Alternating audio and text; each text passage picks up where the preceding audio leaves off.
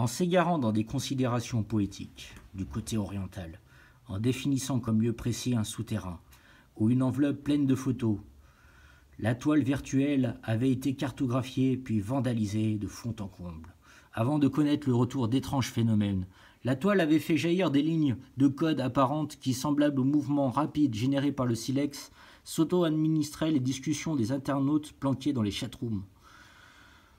Leur version polaire, un planisphère assortissant toutes les séquences et la mémoire d'un ordinateur ultra sophistiqué, pour brouiller toutes les adresses IP récalcitrantes, mais aussi favoriser l'émergence de cette mise à jour révolutionnaire, la mutation des internautes en larves de reptiles noirs était indispensable. Comme le libre arbitre des SMS qui avait été façonné selon un crack assez occulte, les composants de leur discussion furent alors totalement et méthodiquement remaniés pour l'élite. Une élite qui avait redessiné méthodiquement l'architecture d'une boîte mail pour focaliser les gens à se vouer aux pratiques les plus occultes. Deuxième partie, le projet.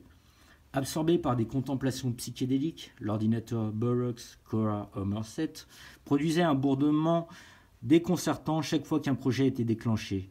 On s'était inspiré des lignes d'un zèbre pour construire nos lignes de code, pour bâtir la matrice qui noyait les moteurs diesel par des contemplations psychédéliques, aussi surprenantes que fascinantes.